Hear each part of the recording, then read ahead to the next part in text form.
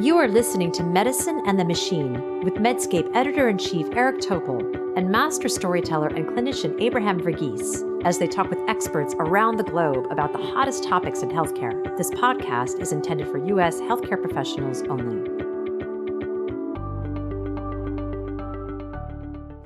Well, Eric, here we are, another year of Medicine and the Machine. And for a change, it's going to be just the two of us sort of catching up and digesting, I suppose, all the extraordinary people we met this year and all the events of the year. What a pleasure, though.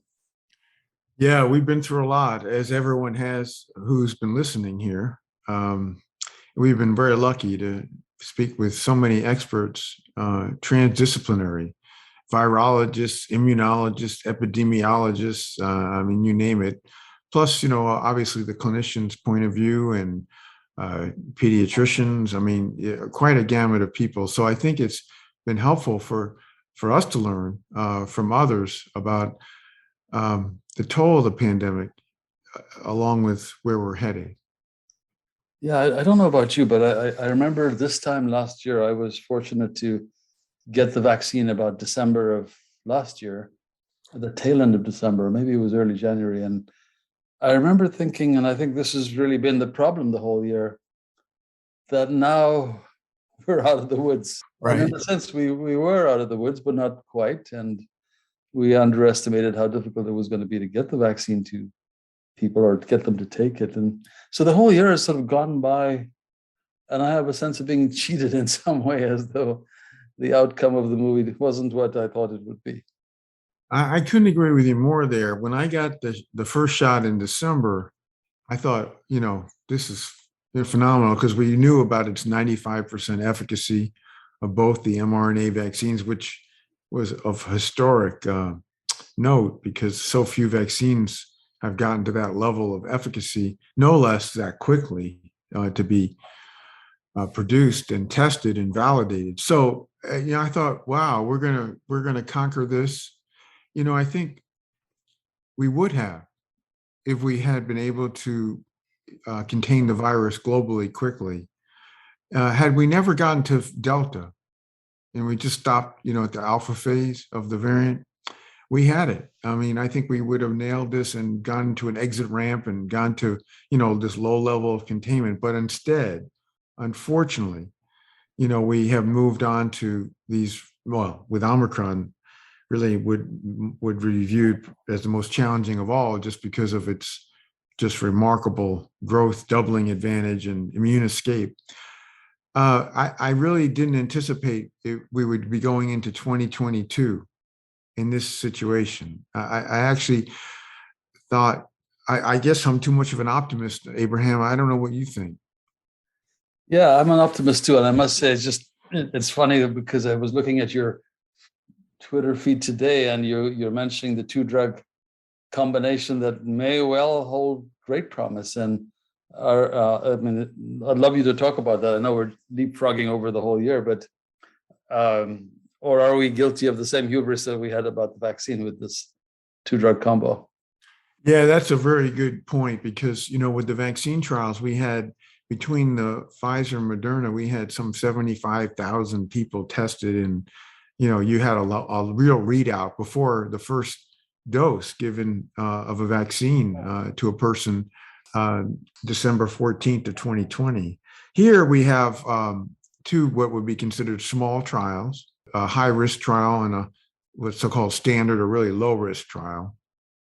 And the results, if you just look at it from a standpoint of efficacy for a pill to be taken for 5 days and squash the need for hospitalization or death by 89% for the high risk and 70% for the low risk, it's pretty remarkable. But we're talking about a few thousand people, not 75,000 people. So even though with Paxlovid, the trials are much smaller, we're talking about a few thousand instead of tens of thousands, the results are pretty striking. Remember, this is a two-drug combo. The Paxlovid is the active drug. The ritonavir is just basically to add to the half-life of the Paxlovid. But to see 89% reduction, an absolute 7 per 100 for deaths and hospitalization, that is 0 deaths in the active treatment arm for high risk. And also, in the low risk group, these are people with breakthrough infections and really no other real major risk factors. They had a 70% reduction. So this is very different than the Merck pill. This is a pill that has action against Omicron, so it doesn't really get buggered up by variants. It's taken down the main protease, so it basically puts an arrest to replication of the virus. So if you want to simplify it, it kind of stops Omicron or coronavirus in its tracks early if it's taken in the first 3 or even 5 days. So this looks great. The only problem is that we're only going to have 10 or 20 million treatment courses of these blister packs, these 5-day pills, and that's not going to hold us with the way it looks right now for Omicron's ascent in the US. So it's good. We need it.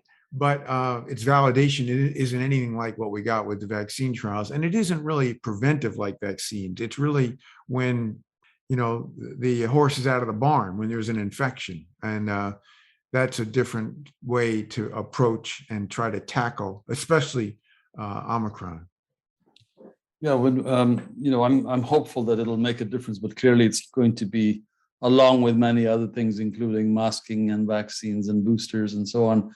I thought it was very interesting yesterday when we spoke with Andy Slavitt, how he characterized it, which was a helpful thing for me, that only 14% of the country is effectively vaccinated if you count booster doses. And I think that's a very nice way of thinking about it, because we have false assurance from 2 doses, which are as good as nothing, it would appear like at this moment.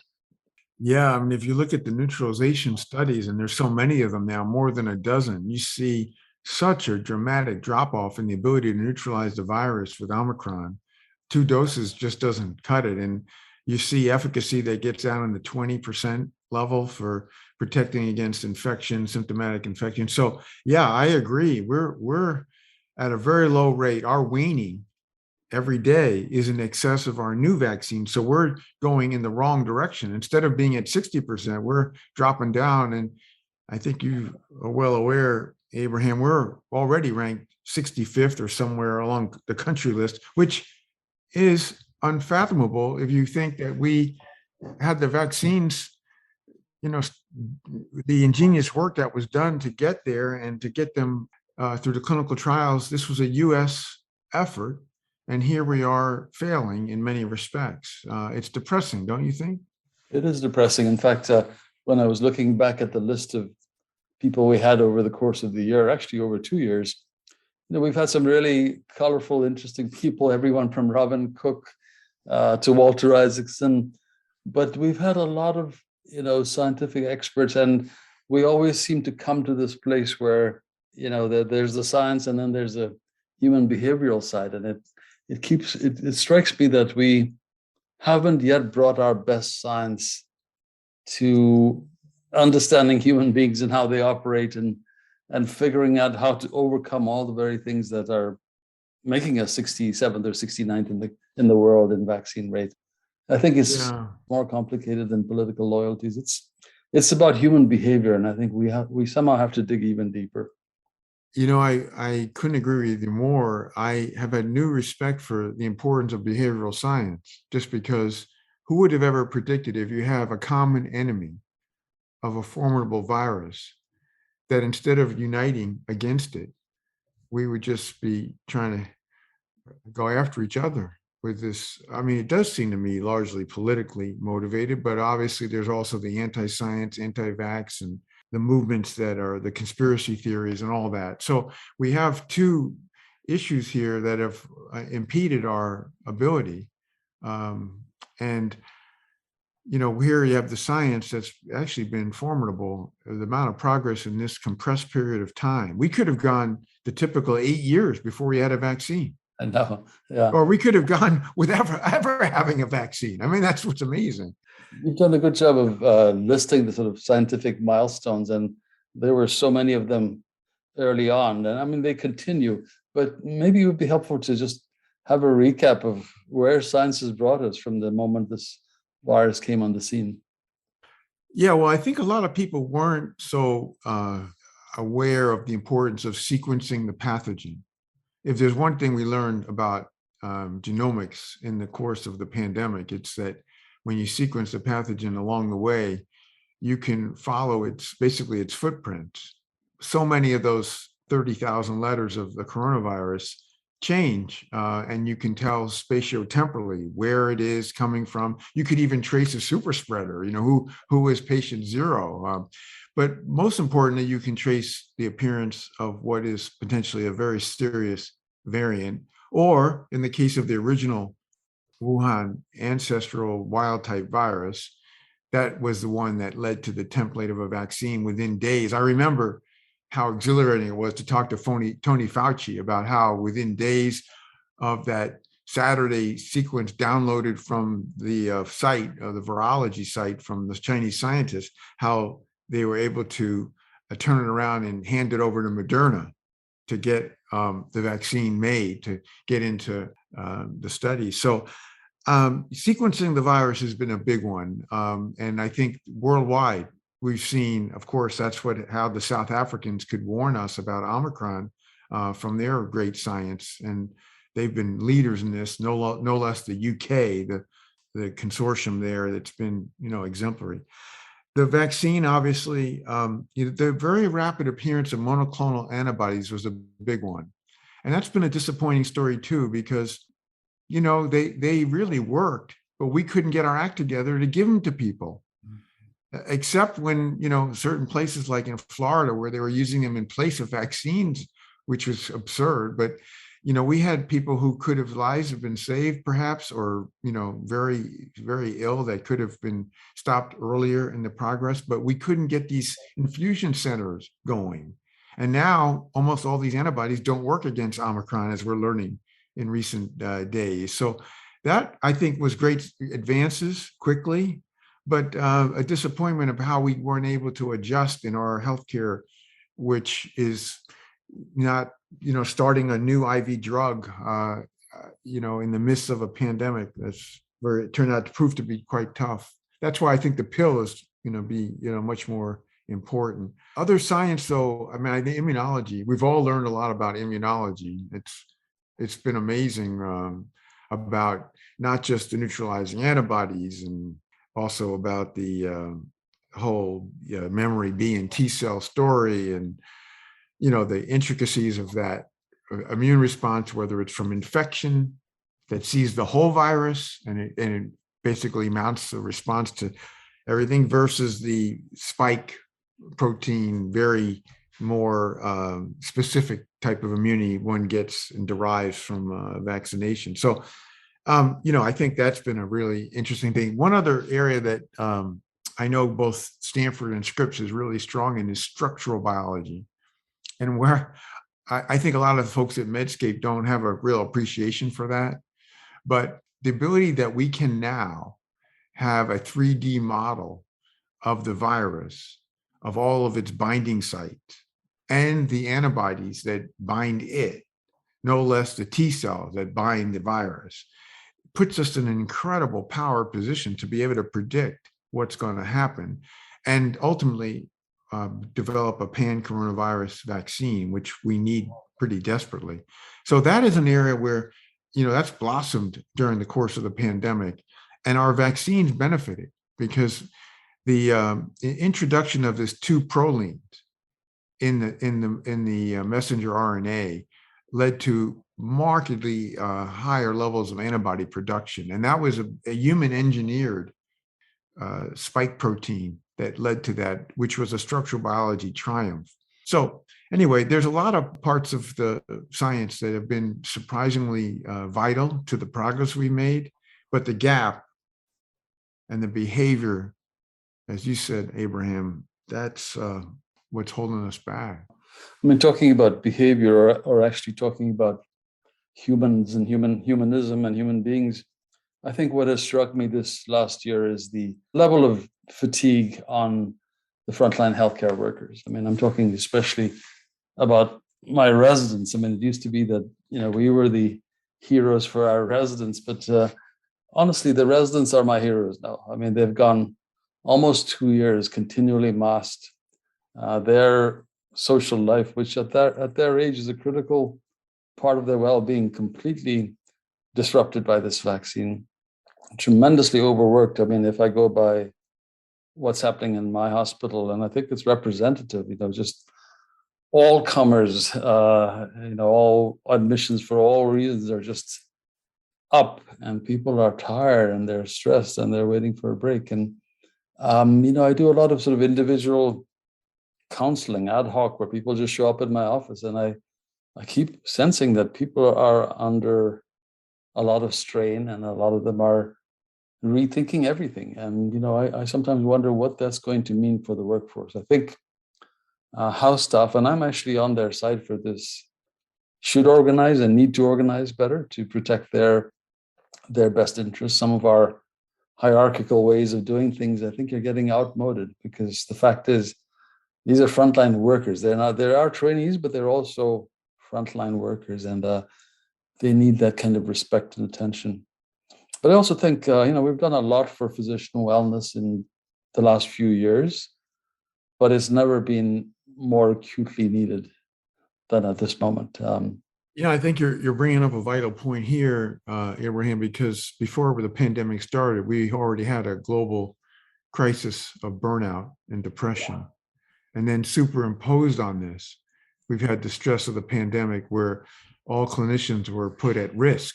And, this has been just the day in a life of a clinician, to be just having an N95 mask on all day, where you feel like you can't breathe, no less that you could get COVID from a patient, and all the other stresses involved, as you alluded to. This has been tough. I mean, in one way, you see a lot of physicians, young people rallying, that the noble cause has brought out the spirit, but on the other, it's so taxing and stressful. So again, here we are looking at, with the Omicron story, a whole new chapter of stress on the medical system, one that didn't support physicians and nurses in the beginning by not having protective equipment gear, that didn't have the testing ready, that basically patients were coming into hospitals with COVID and there was no ability to even diagnose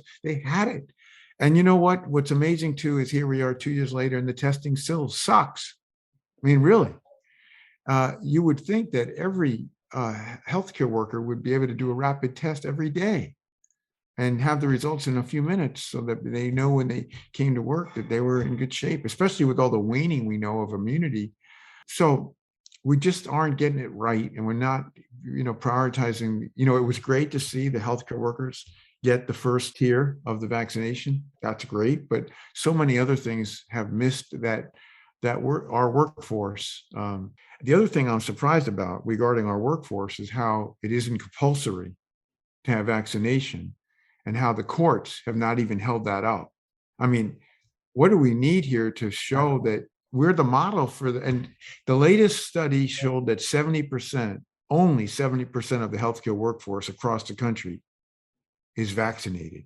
Isn't that hard to believe? That's shocking to me. I mean, we're at 90 something plus. I'm sure you are, but you're right. Overall, it's much less. It is shocking.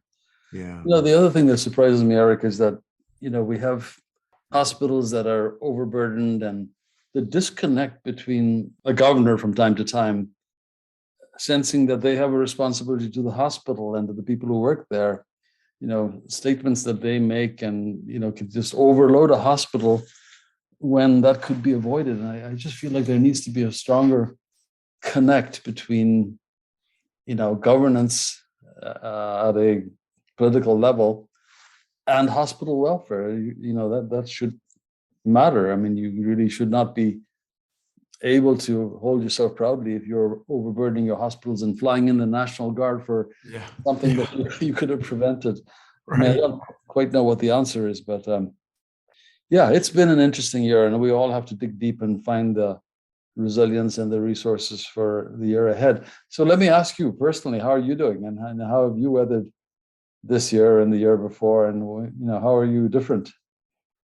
Well, I think, for me, it's been trying to get into the science and the moving parts to just keep my head down and use it almost like a therapy to deal with it, because it's so consuming, and in many respects, the disappointment can be overridden by just trying to get, trying to analyze what's going on, and, where we can go. Trying to suggest, one of the things that I feel lucky is, being able to have had a chance to get to help deal with some of the folks setting healthcare policy, whether it was the FDA commissioner or trying to work on the CDC or the folks at the White House or NIH, whatever, in some of the things that we've needed. Obviously, we haven't had many of those things get actualized, but it's been a privilege to be able to interact and to have some of the outgrowths of our discussions, whether it was between us or whether our guests, to help to bring that to light to some of the key leaders in our government or in our science community. But, otherwise, I feel privileged to have stayed healthy because, I done everything I could. I basically, hid in a cave except for going into clinic, and haven't had inpatient services during this time because I'm an old dog, and probably not very wise for me to be doing that, especially just thinking when we're ready to go back and knowing that it was going to be, another surge now. But the clinic has been the one saving grace for me. I thoroughly enjoy it. And the connecting with patients, I missed it terribly when I was just doing teleconsult. And so that for me is the best day of the week I have. And the other thing I just would say is we're lucky. Our whole family, our 2 kids and the grandchildren, are all here locally. So we've been able to maintain a social bubble to be able to stay together. And again, very fortunate, because look at all the families that have been split apart throughout this time, rarely, or maybe not even having seen their family members because of the duress. So overall, I look at it feeling quite lucky. I don't know. What do you think? Yeah, I have the same sense of enormous good fortune to be able to sit in a warm house with food in the fridge and access to healthcare when I need it. And I think this whole year has made me much more acutely aware of just how lucky I am. I think the virus has done a really strange thing where it sort of ripped the cover off things that always mattered to me as an immigrant, coming into almost a two-tiered medical system where you're shunted into the inner city hospitals when you first arrive as an immigrant physician, and yet America needs thousands of those immigrant physicians every year to man the inner city hospitals. So all the wonderful discussions we've had on race and all the wonderful guests we've had talking about that has felt like something of a vindication that these topics have become mainstream and we're able to tackle that. I think while you've turned to science, personally, I've often turned to literature. So I found myself going on a Dostoevsky kick, making up for my lack of a liberal education, and did a lot of reading Saul Bellows. I've just been reading quite a bit. I get to attend on the wards, but not as often as the hospitalist crew, although I function pretty much as one. But I'm starting on Saturday through Christmas, I'll be on the wards, and I guess I couldn't have timed it for a better time. So we'll see. But I mean, I kind of, I'm looking forward to that because, as I said, I don't do it half as much as my younger colleagues, and there's a lot of walking involved, a lot of standing, and I think we're close to the same age, and it's physically harder than it ever was, I think. So it feels, but overall, I think all of us are addressing the meaning of our lives in a way that we might not have quite as much, but for this strange period in human history. It's important to stay optimistic. There's a lot to get discouraged about, but honestly, the privilege of doing this show with you has been a beacon in this year. Always something to look forward to, and I hope we continue on the same vein, but with much better news next year. Happy things to talk about. I hope so, and I always have the confidence that we will get there. We will get through this. I think 2 years is enough, more than enough, maybe about 2 years too long, but hopefully there'll be in the months ahead, the real sense of an exit ramp that, we can get to a level of containment and move on with our lives without the fear, even if it means, having to have more attention to masking in certain circumstances and better air filtration and ventilation standards and things that we should have attended to before we got into this mess of sorts. But I do think we have enough of our tools in the armamentarium that we will get through it, and it's just a matter of when. And then we can, hopefully look back at this years from now and say, wow, well, what a tough period. And we were lucky to be those who got through it. We learned so much. And, it's likely that we will face something like this again, perhaps with a different virus, perhaps with a different pathogen even. But surely that we will do better, particularly in the United States, which should be a leader.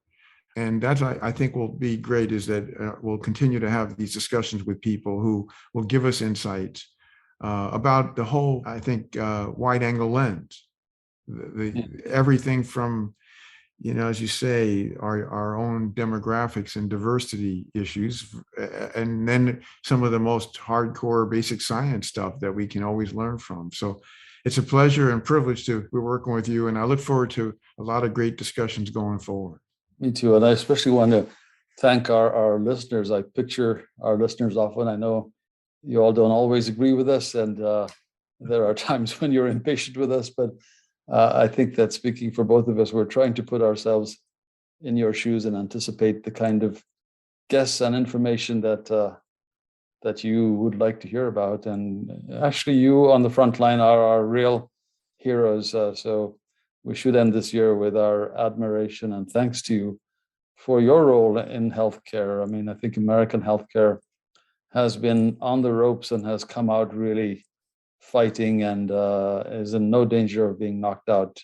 But there are, many more rounds ahead. So I also want to thank our folks at Medscape, our producer Laura, and all our other producers technicians who worked with us, many different folks over time, but Vince and Elizabeth, and it's been a wonderful thing to have accomplished together.